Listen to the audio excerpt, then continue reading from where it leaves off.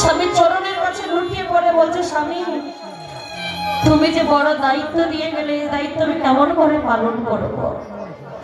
কথা দিয়েছিলাম আমাদের সন্তানকে দুজনে মানুষের মতো মানুষ করব, কিন্তু আমার মাঝ নদীতে তুমি ছেড়ে চলে গেলে। আজ কেমন করে আমি ছেলেকে মানুষ করব? ছোট ছেলেকে কোলে নিয়ে স্বামীর শেষ কাজটা করলেন বাবা। 2-3 দিনের মধ্যে ঘরে অভাব দেখা দিল। ছেলেটাকে দুধ কিনে খাওয়াবে পয়সা নেই, থাকবে কি করে? ঘরের যদি মেনে খুঁটিটা নড়ে যায়, ঘর যেমন শক্ত হয়ে থাকে না বাবা, ঘরের মেনে খুঁটিটা নড়ে গেলে ঘর যেমন শক্ত হয়ে থাকে না, তেমনি করে সংসারে যদি বাবা চলে যায় সেই সংসারও শক্ত হয়ে থাকে না। অভাব ছেলেটাকে তো মানুষ করতে হবে, ভিক্ষা করতে বার হচ্ছে ছেলেটাকে বলে। অনেকে বলছে এই বয়সে ভিক্ষা করে বেড়াচ্ছ, খেতে পারো না, খেতে পারো না, খেতে খাও। ভিক্ষা দিত না, দূর করে দাঁড়িয়ে দিত। ছোট্ট ছেলেটাকে কোলে নিয়ে লোকের ঘরে কাজের জন্য বেরিয়েছে বাবা। সঙ্গে ছোট ছেলে থাকার জন্য কেউ কাজও রাখছেন না। একটা ঘরে কাজ পেয়েছিল বাসন মাজা, এঠো বাসন মাজা। ওই এঠো বাসন মেজে যা দুটো পয়সা পেত, বাড়িতে এনে বাবা ছেলেটার জন্য দুধ কিনে এনে ছেলেটাকে খাওয়াতো। লোকের ঘরে কাজ করে করে কত অপমান হয়েও আর যখন 2 টাকা বাড়ি নিয়ে এসে ছেলেটার মুখে খাবার তুলে দিত। আজ আস্তে আস্তে লেখাপড়া শেখাচ্ছে ছেলেটাকে।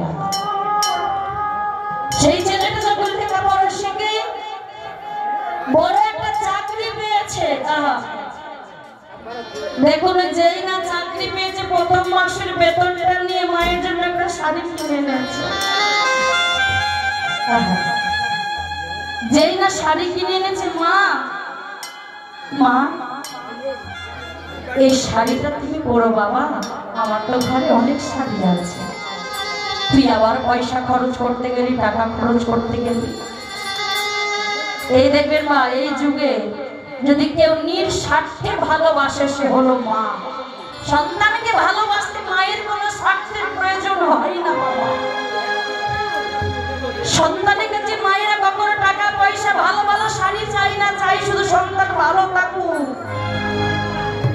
সন্তান ভালো থাকুক, সুস্থ থাকুক, একটা মায়ের চাওয়া।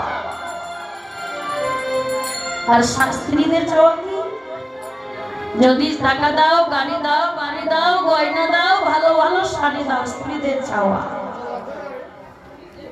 ওই ছেলেটার যখন এমন হলো, হঠাৎ করে ছেলেটা অফিস থেকে নামতে নামতে সিঁড়ি বেয়ে পড়ে গেছে। আর যেই না পড়েছে চোখে ব্যথা পেয়েছে, অঝরে একটি চোখ দিয়ে রক্ত ঝরে পড়ছে দেখে তাড়াতাড়ি করে সবাই মিলে বাবা হসপিটালে নিয়ে গেছে। আর হসপিটালে নিয়ে গিয়ে ডাক্তারে বলে দিয়েছে তিনি আর কোনোদিন এক চোখে দেখতে পাবে না। একটা মা কি সইতে পারে ছেলের এমন ঘটনা? ডাক্তারের পায়ে হাতে ধরে বলছে, বাবু যত কিছু করতে হয় আমার ছেলেটাকে শুধু সুস্থ করিয়ে দাও, তার জন্য সারা জীবন যদি লোকের ঘরে বাসন মেজে কাটিয়ে দিতে হয় আমি কাটাবো, কিন্তু ছেলেটাকে দেখতে পারবো না, চোখ পাইয়ে দাও। বলছে শোনো, উপায় কি আছে? কেউ যদি স্বেচ্ছায় তার চক্ষু দান করে। মা বলছে তুমি আমার চোখটাকে নিয়ে দাও, তুমি আমার এই দুটো চোখে তুমি আমার ছেলেকে দিয়ে দাও। কিন্তু ছেলেটা তো দেখতে পায়, মায়ের সম্মুখে ছেলে যদি অন্ধ হয়ে ঘুরে বেড়ায় আমি মা হয়ে কেমন করে সইব? আমি পারবো না। আমার চক্ষু দান করে তুমি ব্যবস্থা করো। মা কি করলেন? একটা চোখ ছেলেটাকে দান করলেন বাবা। আর যেই একটা চোখ দান করলেন, মা এক চোখে দেখতে পাচ্ছে না, ছেলে 2 চোখে দেখে বেড়াচ্ছেন। আর ছেলেকে বাবা কিছুদিনের মধ্যে বিয়ে দিয়ে ঘরে একটা বউ নিয়ে এসেছে। এটাই হলো কাল বাবা।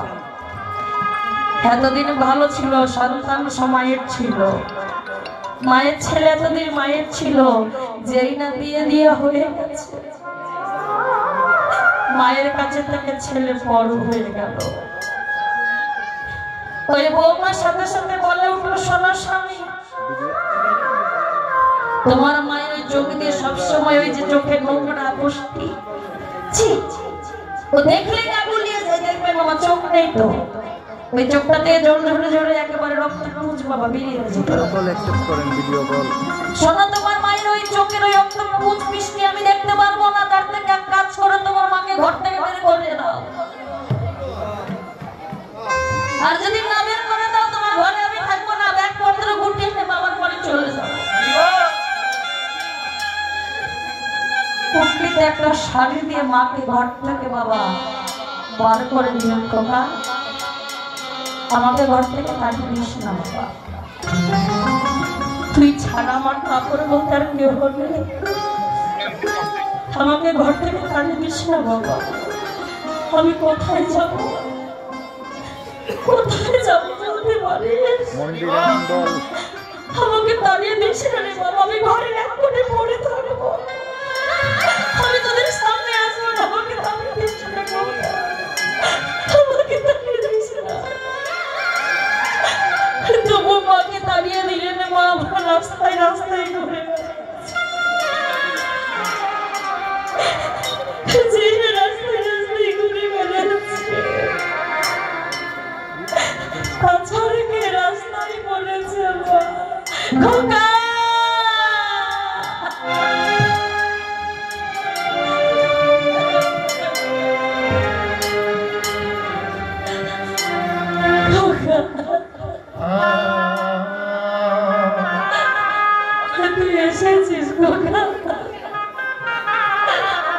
পরে কথা হবে, পরে কল দেবো না আমি, ঠিক মতো দেখতে পাচ্ছি না,